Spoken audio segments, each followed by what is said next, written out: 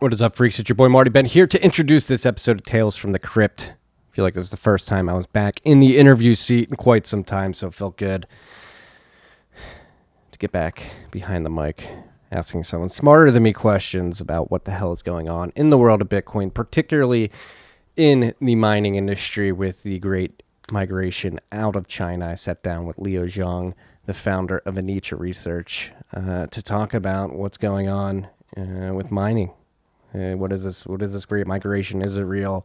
How much bite is behind it? What are the dynamics at play? How are miners in China viewing this time in the market? How are they reacting? What does this mean for hash rate? What does this mean for difficulty? What does this mean for the future of Bitcoin? Fascinating conversation, as always, with Leo, one of my favorite individuals to speak with in regards to Bitcoin, but most specifically Bitcoin mining and the dynamics of the mining industry. He knows a lot about what's going on in the hash rate production industry that we have going on here in Bitcoin. I think you guys are going to get a lot of quality information in this rip. I'm excited to bring it to you. It was brought to you by good friends at the motherfucking Cash App.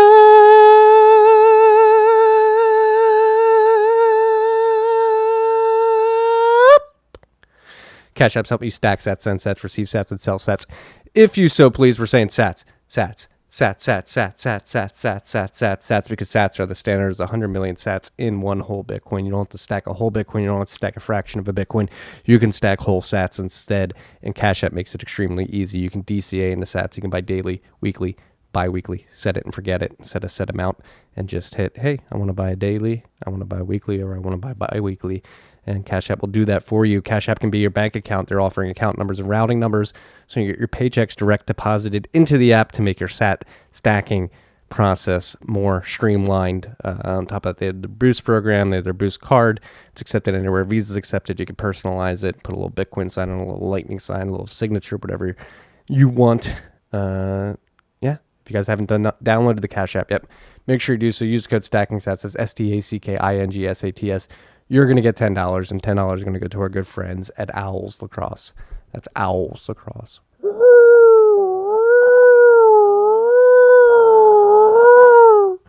Owls Lacrosse. This rip was also brought to you by our good friends at HODL HODL, particularly their Lend at HODL HODL product. Lend at HODL HODL is a new non-custodial Bitcoin-backed lending platform and allows peer-to-peer lending and borrowing between users globally, anonymously, and on your own terms. No KYC, no AML, and it's non-custodial. It's collaborative custody.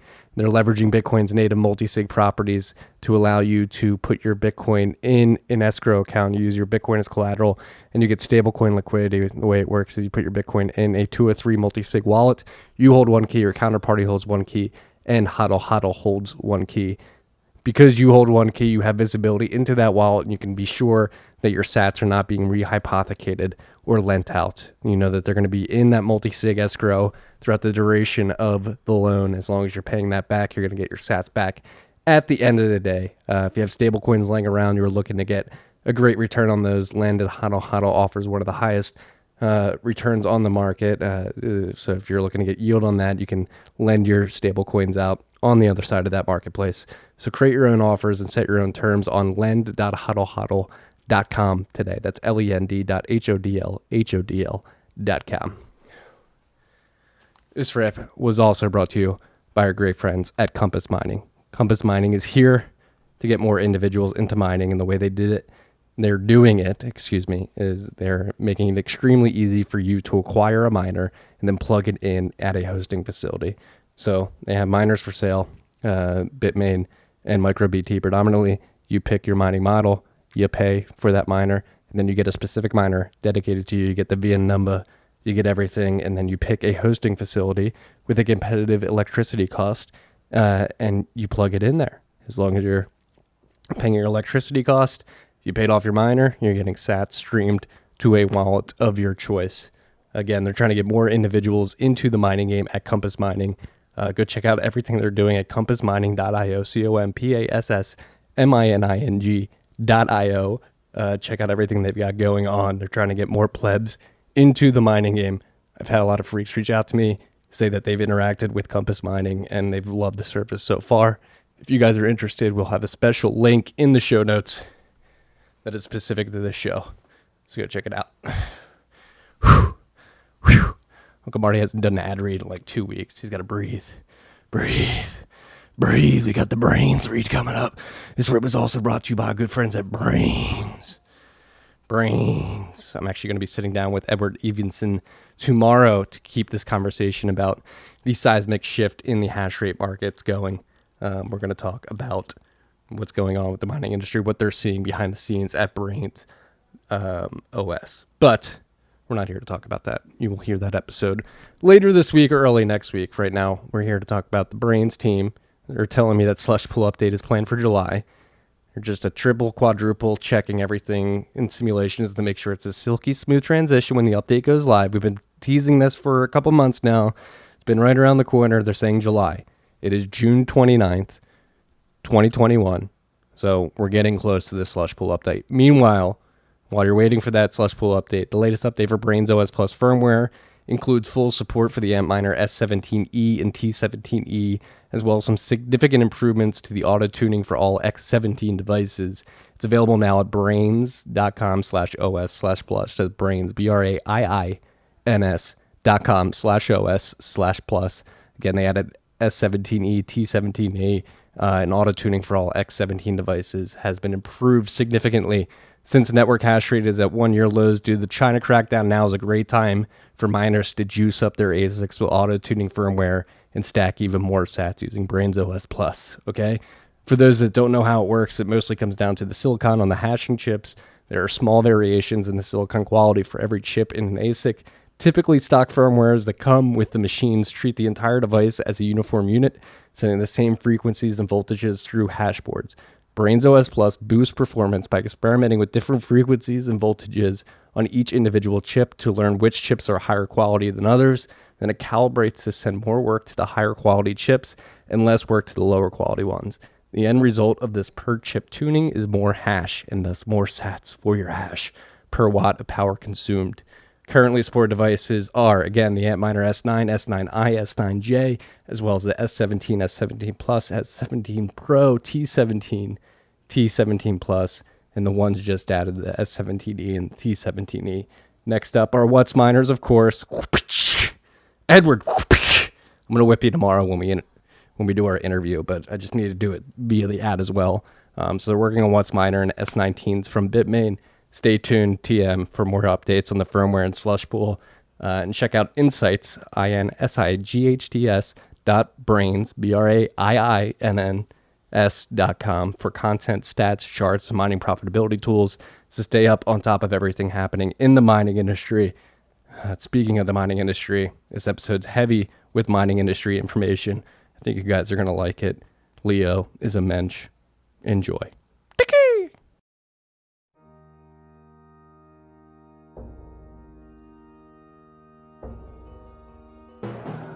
You've had a dynamic where money's become freer than free.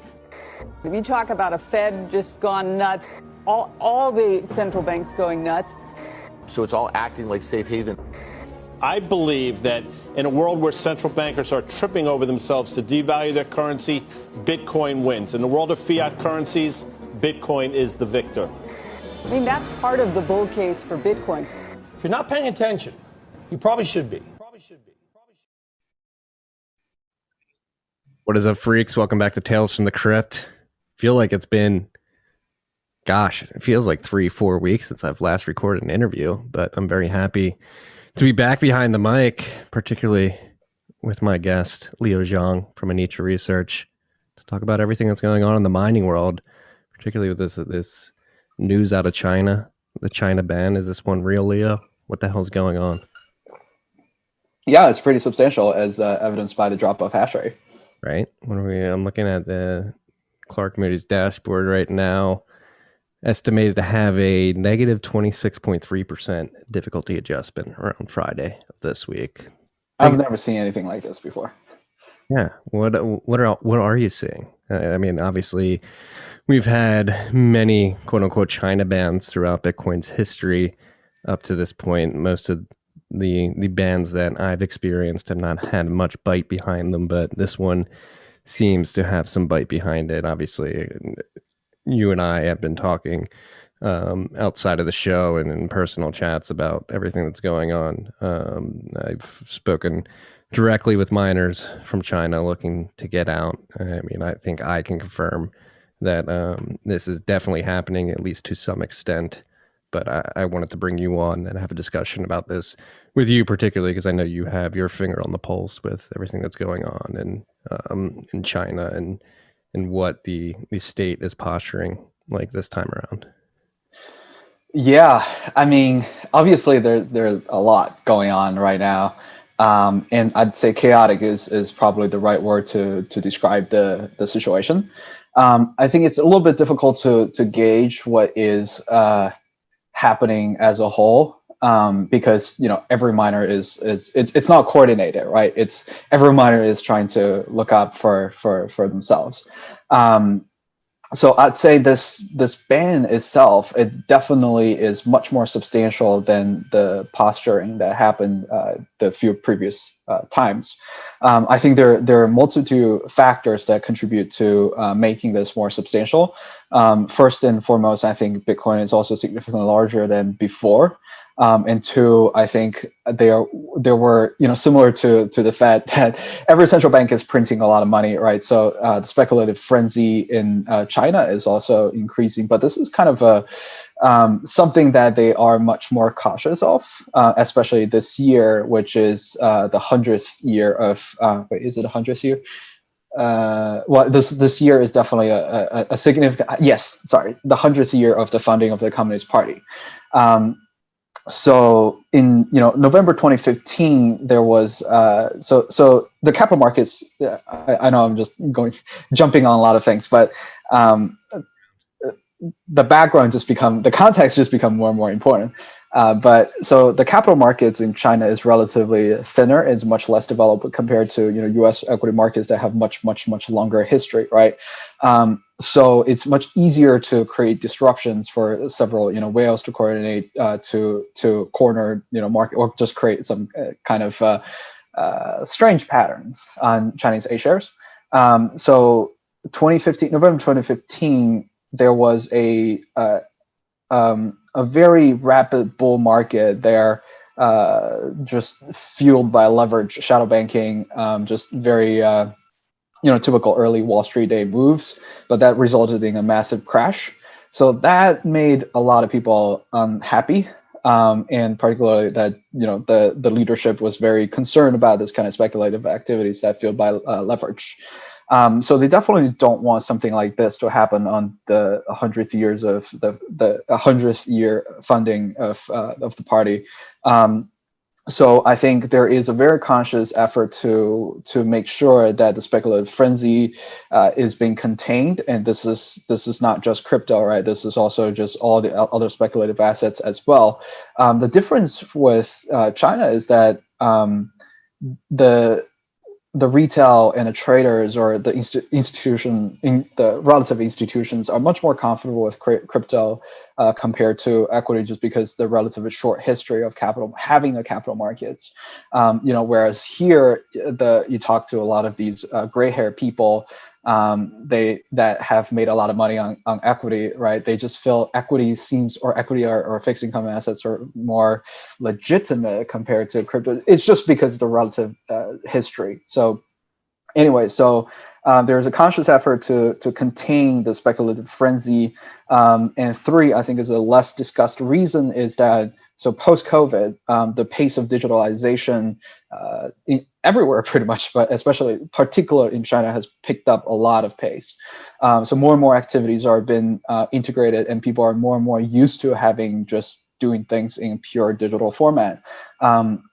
So there is more conscious push to make sure that data centers are been built up to standard. Data centers are fully utilized to handle much quantity of compute. And this is part of a very important conversation, well, not really a conversation, an announcement that was made, I think, a couple months ago, of making sure that there's just enough compute resources to support this level of digitalization. So I think that's probably part of the reason, just to make sure that these data center built are being repurposed to handle more approved computing activities. So so I think there's a wide variety of reasons, and also not to mention, the push for DCEP is right around the corner. So why would you want like a computing asset, right? So why would you want something that's just confusing to people when you're trying to when you have the ability to push for something else? So yeah, I think it's the mixture of all these reasons that's making more. That's why it's just the perfect storm. And not to mention that the enforcement of this year is stronger, because the local government, they feel like more compelled to appeal to the leadership that they're doing a great job. Whereas in most of the previous attempts, the enforcements are pretty lackluster, right? Like, oh, you guys just shut down for a couple of days, so wait until this is over, and then you can do whatever. So I still think there will be some hash rate come back up in China after this period of time is over. But I think this is definitely a period where enforcement is more active. Yeah, it certainly seems that way, and it is interesting that you mentioned the digitization of the economy, and the CCP wanting to prioritize other data center activities over Bitcoin miners, which just points to the fact that Bitcoin miners are second class citizens in the eyes of a lot of governments and utility providers around the world. When push comes to shove, miners will get the shit end of the stick. We've seen that happen time and time again, whether it's in China or Quebec, Washington State. I believe in Kazakhstan, they just ended some tax rebates as well, as mining became too popular on their grid.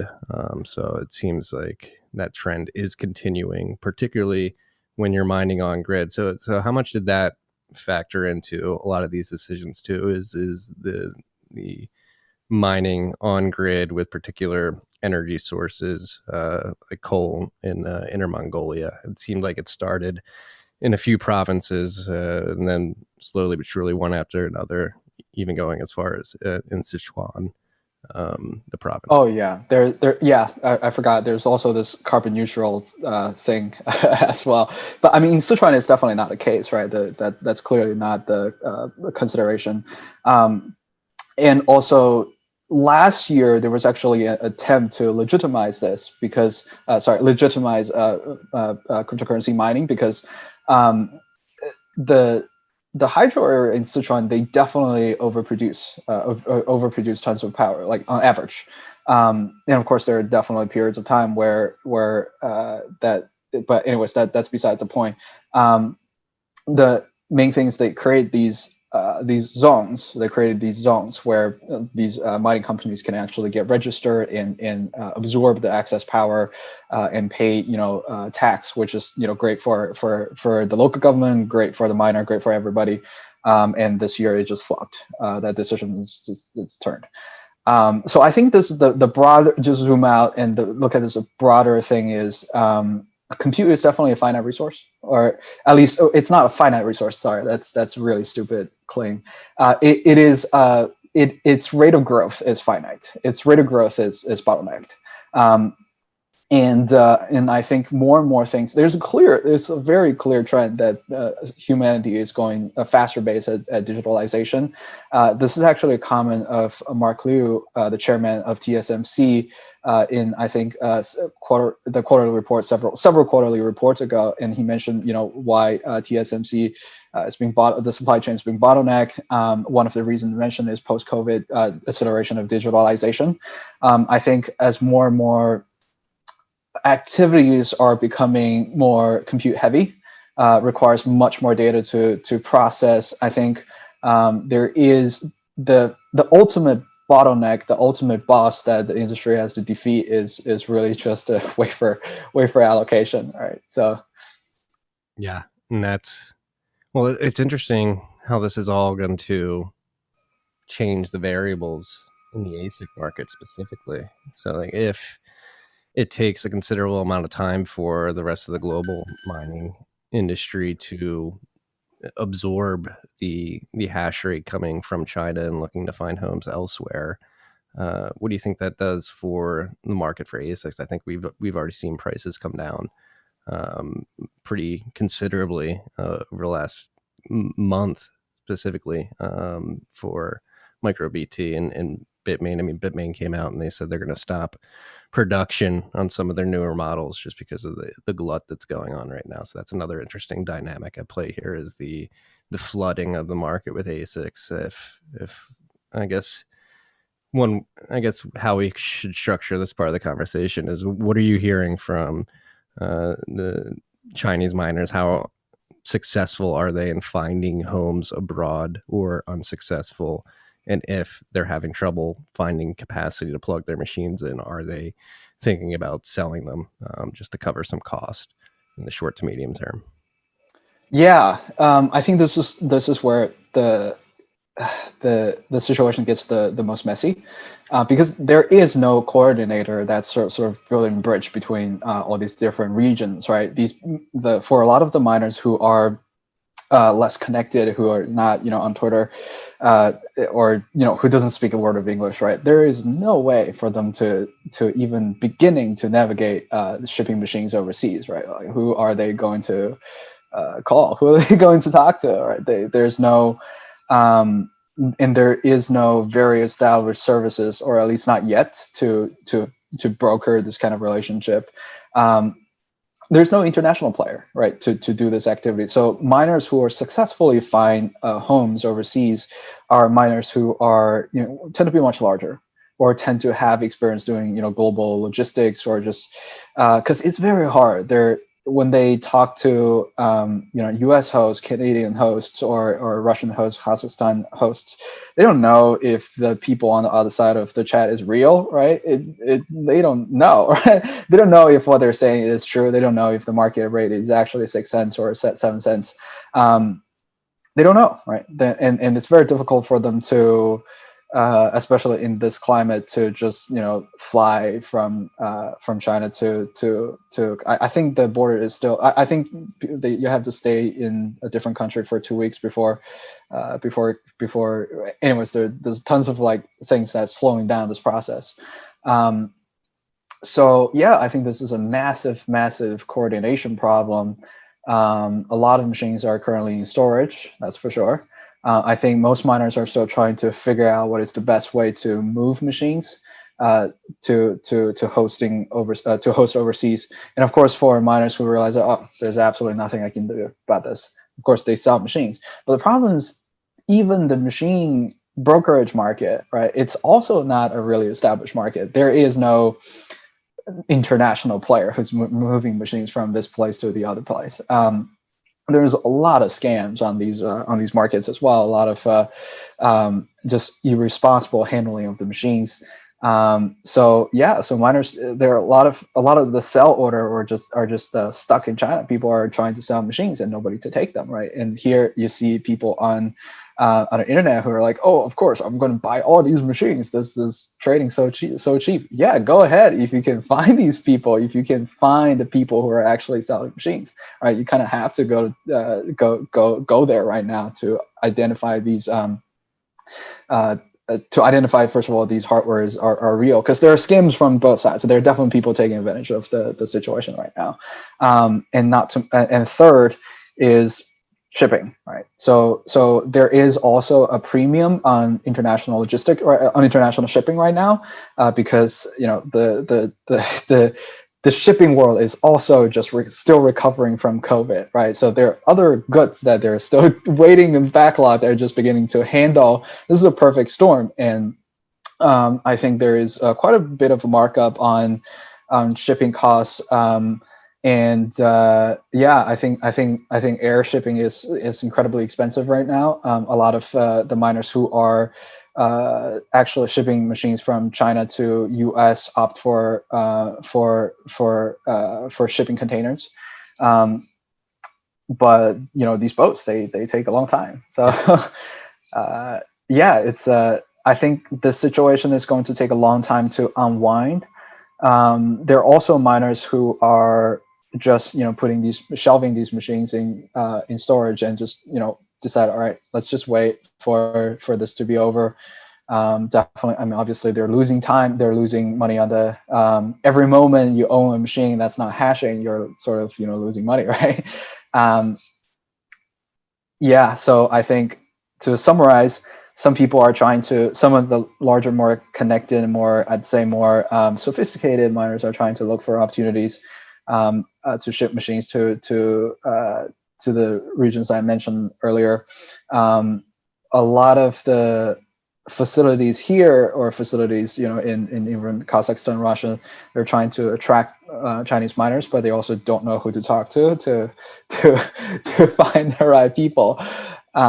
So yeah, and for another group of people who have absolutely no avenue of trying to move machines, they're trying to sell, but a lot the sell orders are all stuck in China, right? That doesn't really get translated to other regions where, if you talk to some large miner here in US right now and show them the price of these machines, they would just raise another 100 million debt and just buy them out, right? This is a distressed investment opportunity. Wall Street or any commodity investor well understood black swan induced distress event. This is golden opportunity. But how on earth are you going to find a central coordinator that can actually verify these hardware, show you these hardwares are where they are currently stored, and actually make the purchase? Because unlike dealing with manufacturers, there's no single point that you can talk to. There's no like Vincent that you can talk to call up, right? There's a bunch of these people.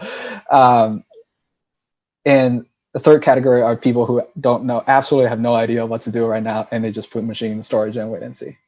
Yeah, it's insane. It's insane. And you factor in like tariffs on top of all this, and there's tariff, yeah. That as well. And then, are you hearing anything about the Communist Party stopping people from shipping stuff? Like, obviously they're cracking down pretty hard. They're cracking down to the extent that they would prevent the miners from China from sending their stuff abroad, or is that not really? I mean, someone surfaced this rumor with me, but I do not see that come up in the Chinese community, or at least the chats that I'm monitoring. Right, I don't see that. Yeah, there's a lot of people wondering if we're getting set up for a 51% attack right now, but I think logistically, attempting to coordinate that is pretty big lift, if you will. Yeah, and honestly, I think this is not really top of their priority. I think they have a lot, and also I think a lot of people who they just don't really realize how difficult it is to coordinate a machine that's as large as the Chinese government, right? It is very, very massive. It is very difficult to coordinate, and it takes a lot of the decisions when it gets translated on the local branch. It changes flavor. It just completely misinterpreted. Because there are just too many humans. It's another big coordination problem. So I think I see a lot of claims that not a lot of claims, but some claims that what if China just launched a 51% attack? It's like who's going to do that? Who's coordinating that? Who's responsible for that? And who made that? It's like any bureaucracy where most people who work there, their priority is just to collect the salary and cover their ass. But I don't think this is really on top of their priority list now. They're not 4D chess gaming out the attack of the Bitcoin network. It seems, again, like you just mentioned, like it would be too much of a heavy logistics lift for a bureaucracy where most of the people who make up that bureaucracy just want to get their paycheck and go about their lives. But yeah, it has been crazy to see all this hash rate fall off the network, and like you mentioned, there's this I guess courting period that we're in right now between the Chinese mining industry and the mining industry from around the rest of the world, where we're learning a lot of lessons. Particularly, it's not as easy to spin up 100 megawatts of electricity here, substations. There's more regulatory tape, and I think that's one thing that is very fascinating just to watch play out in real time for me personally. Is historically, obviously, the mining industry in China has been a bit opaque, but now the push has come to shove, and they're sort of forced to find solutions to this very specific problem that they're having to communicate with players throughout the industry. And we're learning a lot about each other, the North American mining industry and the Chinese mining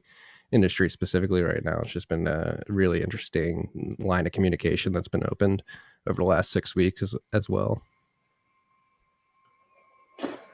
Yeah, I'd say, and also I think a lot of regulators, slash governments are also just trying to figure out their relationship with Bitcoin mining, right? And I think very few places have made that very explicit, and also this can change when administrations change. So I think this is going to be going to be a very interesting conversation for the new generation of autonomous. What I mean is, when we are all collectively building the digital universe, right? We're building activities, infrastructure on digital civilization, because it's clearly it's the direction of where humanity is going.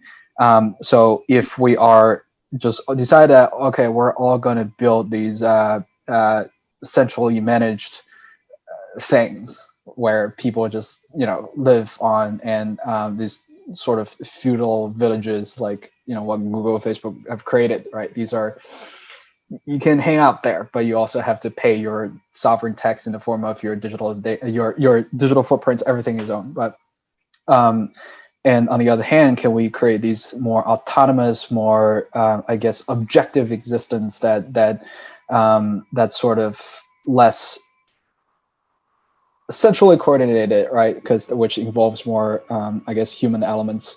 But anyways, that's a bigger conversation. I like these heady conversations, but I mean, we're being forced to figure this out right now. And I guess is a good segue into like the conversation of miners in China, the bigger players who are able to communicate with potential hosting providers in the West, and are able to actually move machines and get this logistics problem solved on their end. What are they looking for in terms of hosting in the West? Like what makes sense for them from a business perspective, in your opinion, coming from China, where historically electricity costs have been extremely low? What is the threshold that they're willing to stomach as they move their machines outside of China? Yeah, so from what I've seen, right, people are exploring several locations. Kazakhstan, I think, is sort of a popular place that are looking at, because I think Bitmain has a strong tie with them. But this tied to the previous topic of governments also trying to figure out their relation with Bitcoin mining, right? This tax thing, which I'm not an expert, but just from what I read, it seems like they're also trying to take advantage of that. So which is quite an unattractive thing, right? Because I think the number one priority for super large scale Chinese miners, they want stability, right? They want stability in terms of regulation. They want stability of they know that their assets are protected, but especially now they can't go visit their facilities, their hardware once a while, right? When they, I mean, in the past, I don't think the real owners actually visit those facilities that much either, but at least there's a much greater distance. So you want this mental comfort knowing that these machines are safe and there's not going to be seized by if there's a whatever going on in that place. So on top of that, obviously, is the cost. I think now is a weird time because people are very desperate to move machines. And just from, I mean, you're also in these some of these chats. I think a lot of their standards are also getting lower and lower. As they talk to the facilities, like I've seen, people are like, oh, 6 cents, that's way higher than what we are used to, right? And now they're like, oh, 8 cents, let's go. So it's I think it's a a supply and demand imbalance that's at play here. And I think a lot of the facilities, even in North America's, very few facilities have the capacity to really absorb that kind of volume right off the bat. So a lot of conversations turn out to be, oh yeah, we'd love to have you guys. We have 3 megawatts now, but if you invest with us, we will show you 100 megawatt next year. So yeah, I think everyone is also just trying to figure out what is the best way to approach this. Obviously, there are larger farms that are already operating, have a lot of spaces that are ready to do this. But I think that's definitely not the case for everybody. No, it's going to take at least a year to a year and a half to build out the necessary substation infrastructure to take on all these machines, at least in my mind. Yeah, so the lead time in US for construction is definitely higher, much longer than average lead time in China. And also cost of construction is also much higher. I mean, there was a reason that China became the mining capital of the world. It was because of all these reasons that we mentioned earlier. But now they're forced to get comfortable with certain variables not playing in their favor in exchange for longevity of their operation. It's a real shame, man. I mean, I've been saying this on Twitter and in the newsletter over the last month or so, but it's just the Chinese mining industry specifically has arguably been the most ruthlessly competitive aspect of Bitcoin throughout its 12.5-year history up to this point, whether it be from the actual construction of the mining operations all the way down to the hardware, the ASICs that makes the mining world go round. And it's just extremely disheartening to see how much hard work, blood, sweat, tears, effort has been put into the mining industry in China specifically, and just with the stroke of a pen, it's just they've been forced to scramble, which is just is somebody who respects entrepreneurship and capitalist endeavors. It's a shame to see this happen to a cohort of Bitcoiners who've proven to be extremely aggressive, cutthroat, and innovative in the mining space, particularly. Yeah, yeah. I actually think the old paradigm of having hash rate in one place, and because it's very clear that the finance play it's happening. It's built out in U.S., right? The large institutions, the traders, the people who are much more sophisticated at playing coins on the market. These are U.S. players, and so when it comes to understanding how to play games on capital markets, how to raise massive amount of debt at favorable rates, Chinese might have nothing to compete against, or just in general just have nothing to compete against the highly sophisticated, highly well-educated American elite capitalists, right? I thought it was a good setup to have the majority, a good amount of hash rate there. And these institutions that handle a lot of trading activities here. But yeah, I don't know what that means for the future. I just hope that this doesn't mean that it becomes easier for the top players to accumulate hash rate as well as coins. Because they can, imagine all these machines are all here in the US, right? Mm-hmm. In an event like this, a black swan event like this, where machines are trading at a discount, a lot of people are selling. It's very easy. Well, it's not that easy, I'm sorry, but still, it's relatively easy for like a big player see this opportunity, go raise a couple $100 million debt at the very attractive rate, buy up the market, and just either self-mine or lease these machines to someone else, or resell these machines at a higher markup, or just do whatever. There's tons of things that they can play, right? So, well, that's something I love about the mining industry, though, right? Like, there's so much execution risk on the back end of that. Yes, you can go raise $100 million, you can go do all this, but can you plug the machines in? At the end of the day, can you lock down the the energy infrastructure necessary to power all those machines. So many moving parts on the back end of that it's one of the things that gives me a lot of I guess it reduces a lot of the concerns that I would have, particularly, is that the execution risk is so high that yes, you may be able to go raise that capital, but can you actually execute on the back end? I think that's like a bit of a curbing function for centralization in the industry. Could be wrong. Yeah, that's totally fair. That's a good point, especially at the current stage, right? I think mostly because these massive facilities that can handle that kind of scale professionally are not there are not that many of them. But it's possible that they through this centralization process, concentration of hash power process, they can prop up a few facilities that they're more comfortable with working with. But I don't know. I think there's still a lot of variables here that can completely derail their plan to corner the market. But one thing I hope that doesn't happen is if when all these hash rate become concentrated here, become easier for regulators to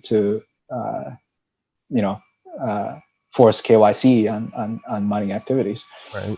No, that's a big risk and something to consider. I want to see the hash rate migrate Canada, US, Latin America, Europe, all over the place.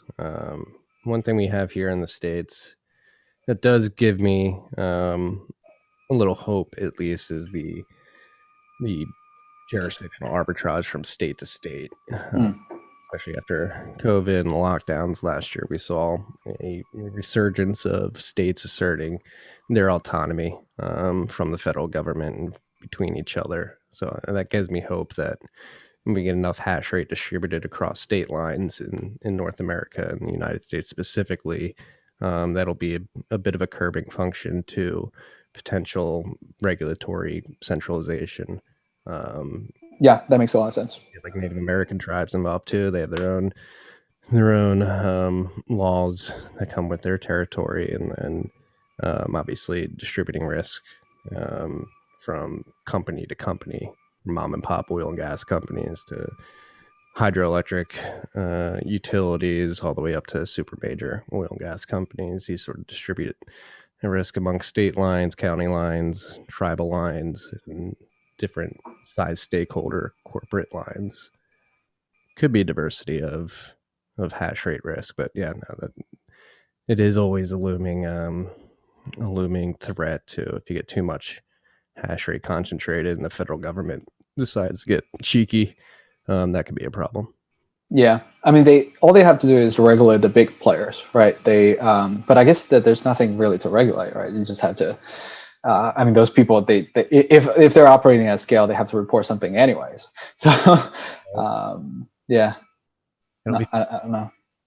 There's so many variables that need to be figured out, especially like the hosting side in the U.S. If we're going to take on a bunch of miners from China, like there's a level of like machine repair operations that you have to have in-house, and that's something that very few operations are doing at scale, I would imagine, right now. So there's a lot of moving parts. Yeah, that's another big thing. Right. And they don't like, especially with hosting, like if they don't like machines being down, if it's down for longer than a day, that's a problem. So it's that's another sort of variable that needs to be figured out is a robust machine repair market is probably going to develop here in North America as well. Yeah, I remember reading a news that Corsair, for instance, signed a deal with Bitmain, spinning up some kind of technician training.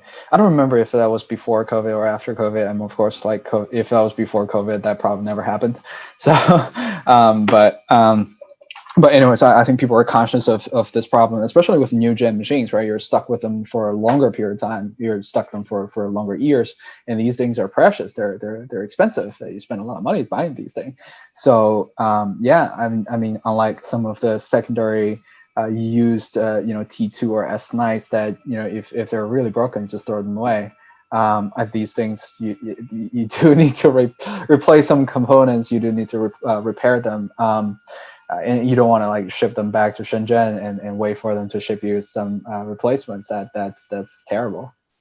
Yeah, that would be a long lead time, I'd imagine, and the tariffs involved with all that would be a massive headache. It's going to be an exciting time for you building Alchemy. You're building Hashrate derivatives products right now. The Hashrate market is being disrupted in a way that it never has before. I mean, obviously it's terrible what's going on, but is there a part of you that's excited just to get? I'm very excited. I'm very excited. And of course, I feel bad for all of my friends who suffered this, right? And it's a huge bit of it's a big headache, and I feel that. I mean, I don't feel that, but You understand it. I understand that. But yeah, I think it is definitely a very interesting time in mining. I think for existing miners, this is a really great. This is a golden window of opportunity to just.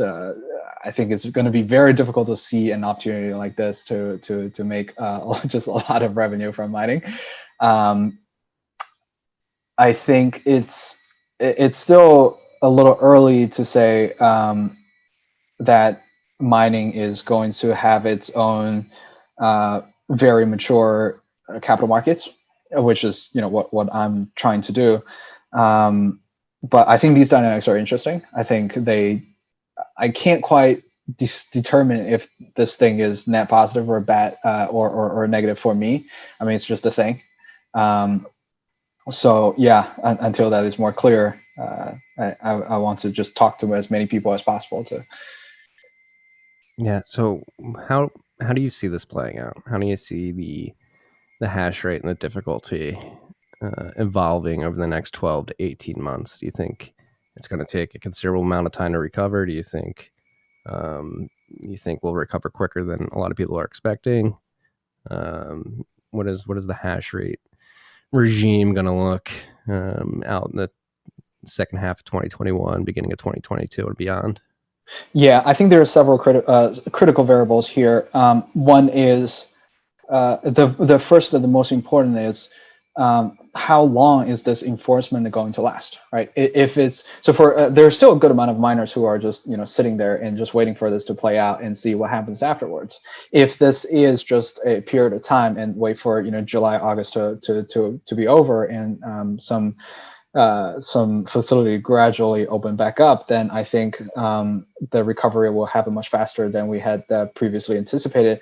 But if this enforcement is a long-lasting one, then the only way out for these machines is to be shipped outside of China, right? Then it's the coordination problems that we mentioned earlier are still going to be there. But of course, I think some channels will become more established. Some communications and logistics and shipping will become more mature, and through word of mouth, some of the more proven channels will become more and more popular. I think it won't be as chaotic as now, but I think that is still something that will take a long time to happen. It's hard for me to determine if that's 12-month or 18-month. I think, but for most of the miners right now, this is the top priority, right? They spend every minute of their waking time trying to figure out how to resolve this. I think asking them to stay in this level of stress for 18 months, that's it's difficult. Yeah, even if this does prove to be a temporary enforcement period, you'd have to imagine that a lot of these miners just don't want this type of risk looming over their operations, so they at least diversify a percentage of their hash rate to be safe in the long run. Oh yeah, definitely. I think even if they just manage to turn their machine back up, I think they will still spend quite a bit of time researching the ways to move out. It just gives them a much more time. Actually, so before this whole thing happened, the larger miners in China have already started looking at facilities outside, right? They were always sort of conscious of something like this might happen. But it's just beginning of the year, it's just so profitable. So a lot of these guys, they were conscious of something like this might happen, but they had the plan of moving machines outside, but they just didn't do it because they don't want to lose time. And now they're really losing time. Yeah. How do you see this affecting Bitmain and MicroBT? You think this affects their production schedules moving forward? Yeah, so we saw that Bitmain has halted the production, the sales of their new units, right? I think this is precisely because secondary machines are flooding the market, and so if they sell, they kind of have to sell at an artificially lower price, because the price of the machines is not really pegged to the manufacturing cost, right? And which is much more stable, but it's pegged to the earning rate of per terahash. And as well as the relative market, what other people are selling the machines at. So right now, it doesn't quite make sense for WhatsMiner and MicroBT to sell their newest gen machines. I think this is definitely damaging for their revenue projection, especially for companies that are manufacturers that are looking to go public. Right, that's been in the conversation for a long time. I think Canaan might probably trade at a pretty funny. Its price is probably going to trade at a pretty funny pattern, but that's not what we're discussing. I do think they're taking quite a bit of hit, at least for revenue projection. Yeah. How far out do they have to rent space on the foundry floor? Like, if they rent it for mid 2022, they're going to have to produce when that production time comes up, correct? Or they sell it to somebody else, do you think?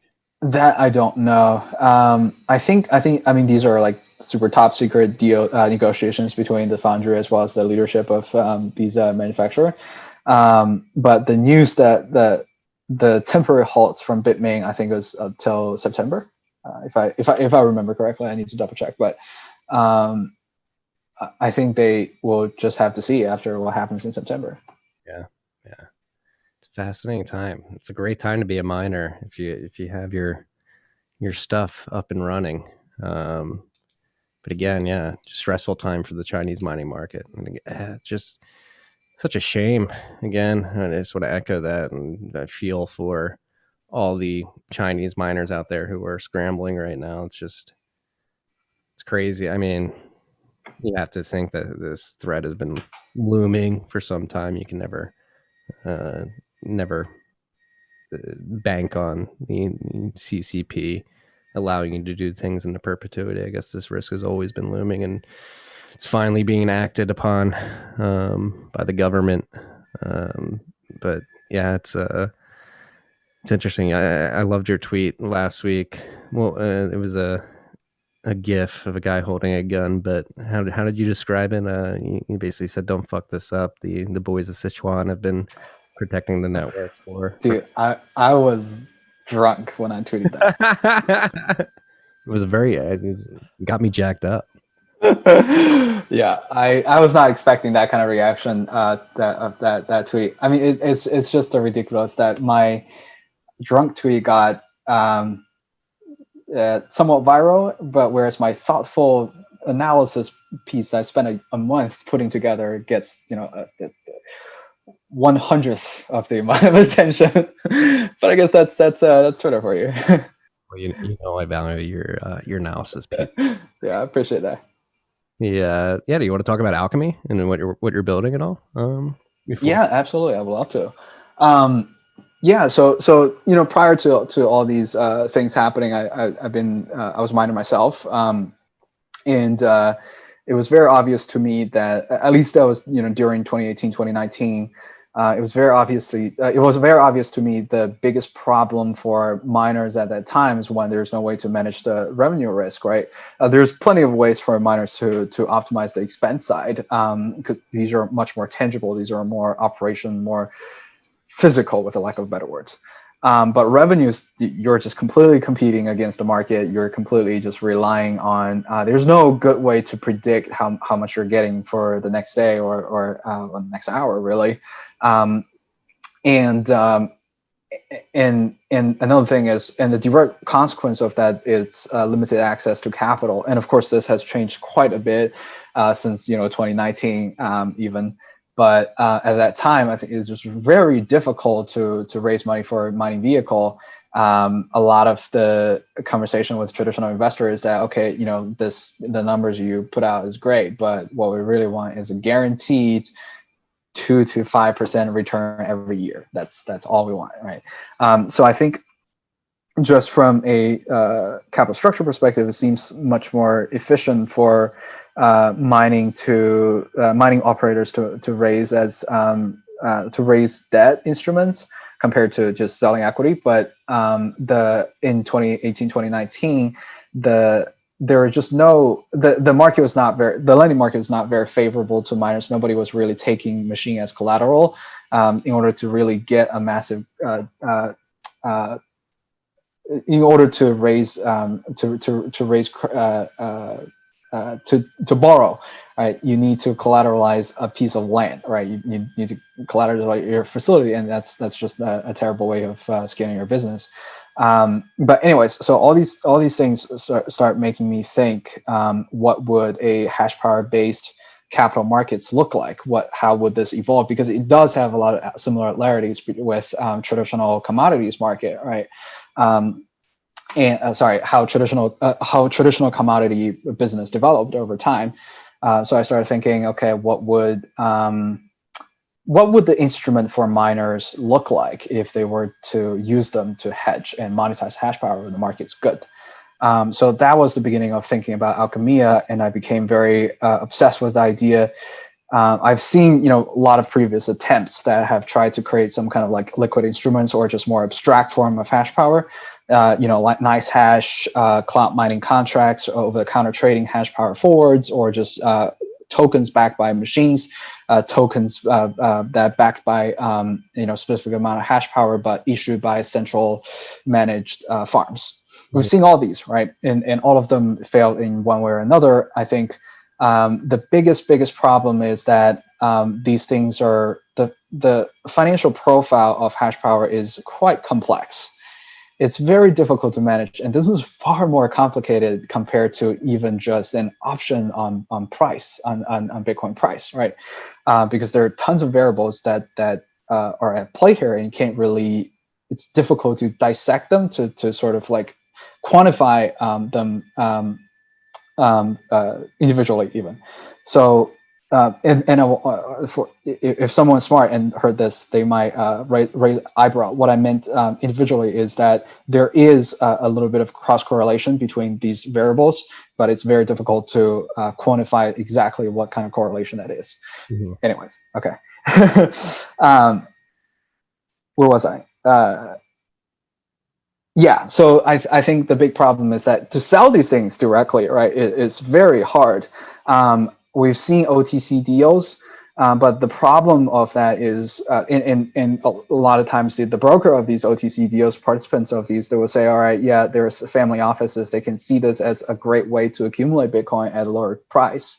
Yeah, I mean, sure. I mean, if it works out, seems like that's definitely the case. And I fully support that narrative. But the problem is it's very difficult to scale these type of transactions because every transaction is purely negotiation. Because let's say if I were buying some hash rate from you, right? And how do we decide on the price? How do we decide on the assumption? So I say, okay, I'm pricing this contract. I'm paying you this hash power contract based on my assumption that difficulty is going to grow 50% next month. And you're like, fuck you, it's only going to grow 20%. So we're like, okay, let's do 22.5%. So my point is every contract is going to be a negotiation process on things that are very difficult to find an objective ground for.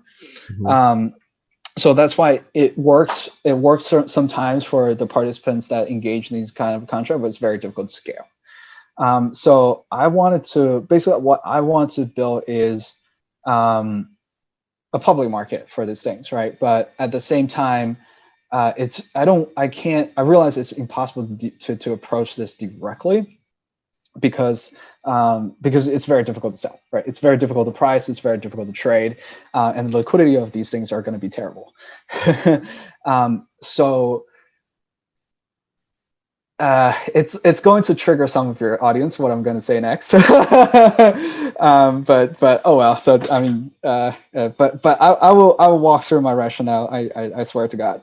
But one thing that makes this possible is to deconstruct the cash flow that's generated from hash power and reconstruct them into something that's much, much easier to understand.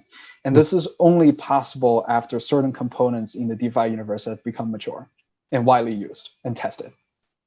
And what I mean by deconstruction or reconstruction is that, so say a bunch of hash power contracts, right? They generate these cash flow that's relative. There's some predictability to how much they're going to generate. But what you can do is you can package them up and re-offer them as debt, as fixed income instruments.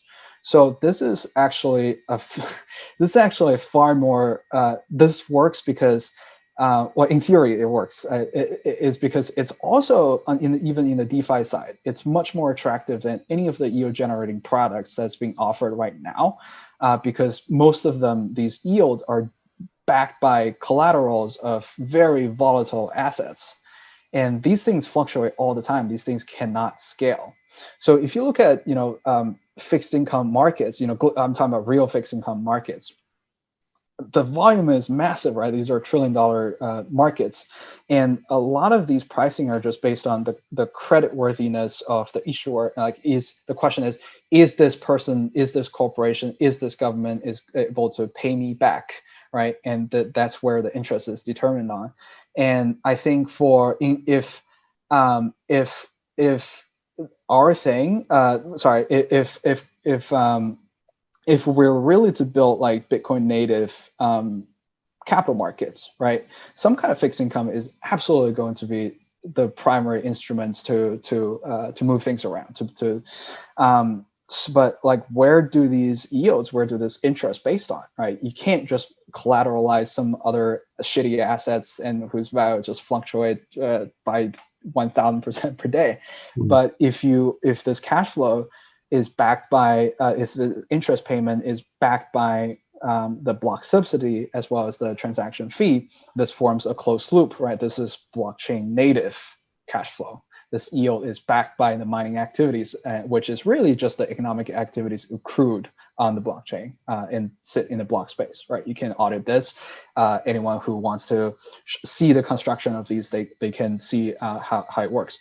So in a sense, not only through this process, we're not only trying to create something that allow miners to sell hash power into contracts, but also offer the DeFi universe instrument, real scalable, safer fixed income product, right? Yes. Yeah.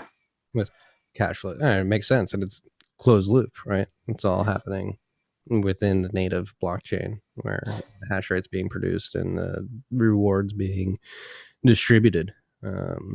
So it makes sense from like an insulation perspective. It seems very tight, at least from my understanding of what you're building.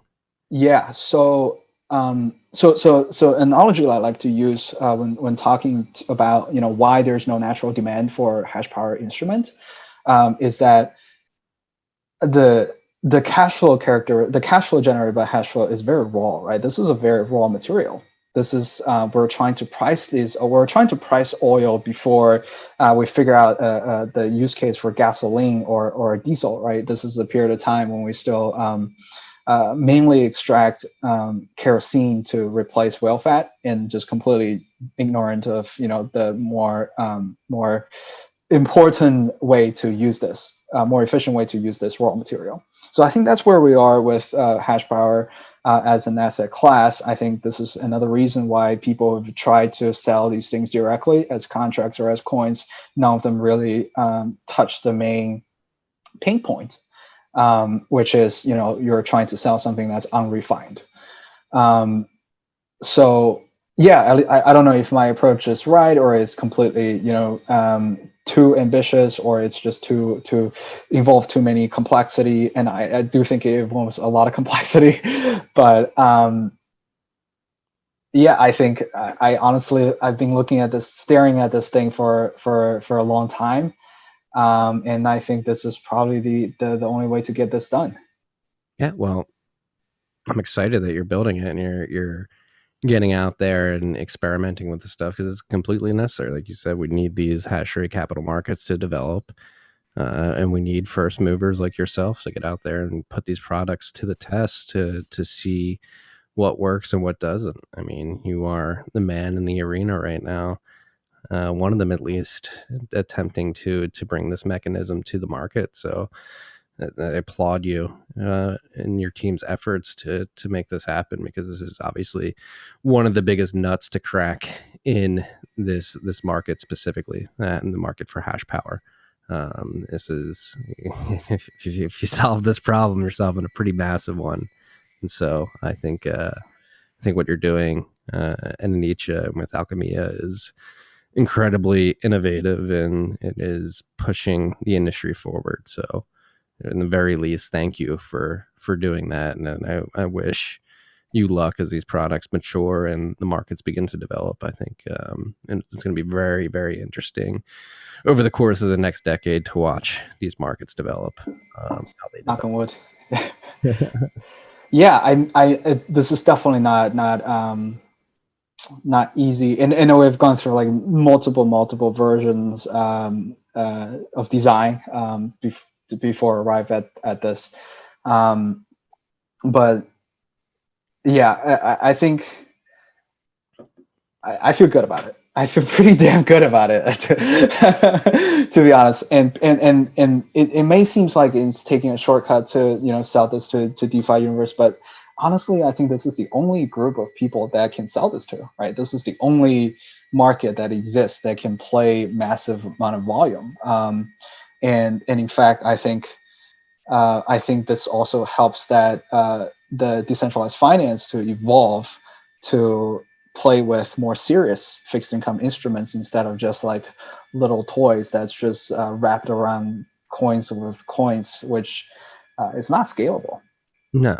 And like we've said in conversations behind the scenes, one-on-one, like you're playing in a sandbox and proving a use case that people should want to bring to Bitcoin. Like you should want to bring these types of DeFi products that are very specific to the nature of Bitcoin's success, particularly the production and distribution of hash power. I think this is a quote unquote DeFi product that people should want to bring to Bitcoin because it makes the industry, particularly the mining industry, more robust and resilient in the long term. And so if you have to play in a sandbox on Ethereum to pave the way, like I've told you behind the scenes, like it sucks that you have to build this on Ethereum where they're threatening to transition to proof of stake.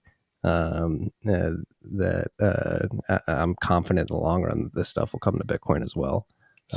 Just whether or not the natives for DLCs, Lightning enabled contracts, whatever it may be, are there when the timing is right. It will be. It's actually possible for us to do like a hybrid approach of Ethereum and DLC, but but it require a little bit. It's more of an Oracle challenge that we have to coordinate between the two parallel.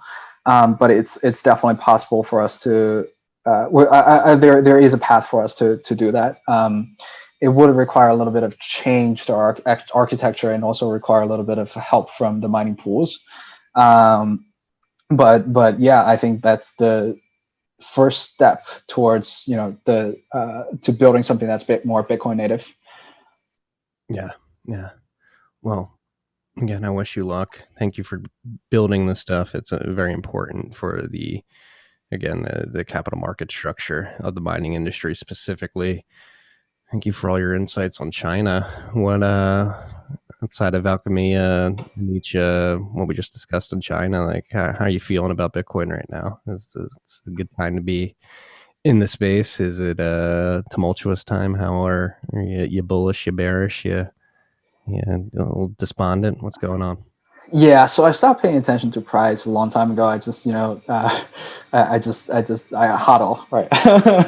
I don't really have the mental bandwidth to really look at the price, but I think the fundamental is very, very strong, right? It's very clear that we are as industry as a whole is much stronger than when we first. I mean, you're way earlier than I did. Joined the industry full time, and I think the amount of talent, attention, and just serious researchers, more seasoned, just smarter developers that are looking into this, it's far greater than just 1 or 2 years ago. There are 19-year-old kids who are very, very sophisticated with different crypto primitive. There are just it's scary. Kids are very scary these days, and I think one thing that's very interesting is I think this is another wave, right? Is another wave that allow kids to drop out of college early to do something meaningful. Because in the past few years, right, there are just not that many great opportunities for. I mean, not that I'm saying that like college is optimized for. The purpose of college is not just for kids to drop out of, but I think it definitely this where we are in the industry right now. It gives it shows a meaningful thing for kids to drop out and commit to, and I definitely seeing this more and more often. I think this we are building the financial infrastructure from ground up, right? We're rebuilding this. We're rebuilding what exists. And this is the starting, but this is why this whole thing started, right? Is to redesign and rebuild the financial infrastructure to make it more accessible, more permissionless, to make it more transparent in certain things, and just overall better. Right. So, and I think we are absolutely moving towards that direction. And this path is filled with various scams and bodies of failed projects and all these different some relatively unpleasant things, but overall this whole thing is moving towards the exact goal that is set out to do, and I think there's nothing that can stop Bitcoin now, right? Nothing. And I think there's nothing more exciting than this. Getting a big test right now, and it seems to be surviving. So yeah, I'm incredibly excited to be here as well. And I agree. The Zoomers scare the shit out of me as well. They're coming up quick and they're brash.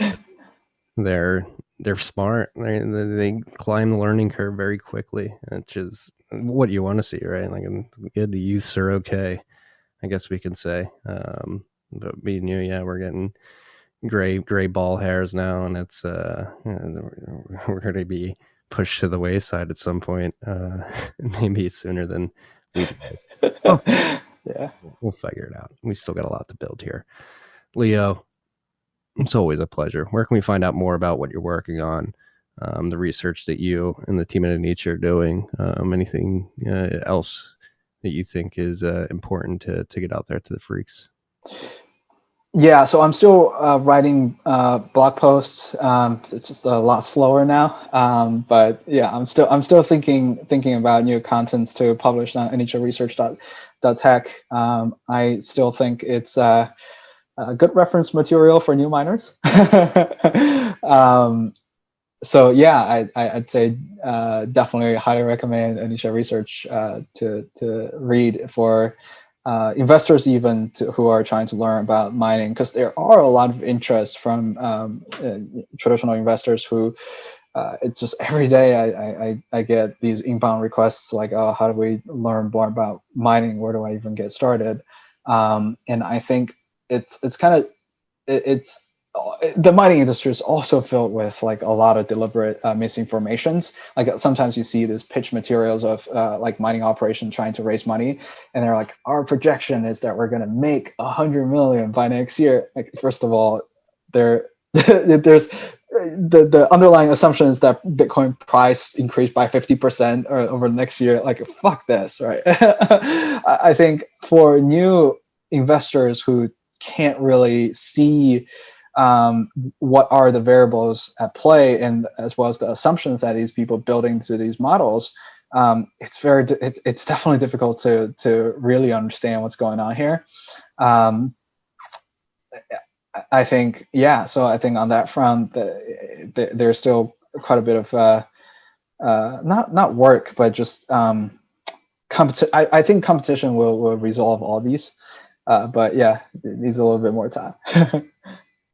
I agree. We need more competition, more time, more data. I think it's happening. I think things are getting more mature as we move forward in time.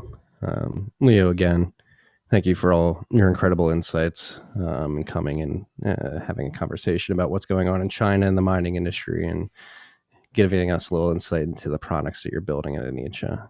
It's always a pleasure. I highly value your input when it comes to the mining industry and what's going on. And I just want to thank you for your time this afternoon. I think the freaks are going to love this episode. Thanks for having me. Yeah. Well, until next time, I'll wait for you to drop some more content, and then we'll talk about that. Enjoy the rest of your day. Enjoy this episode, freaks. Peace and love.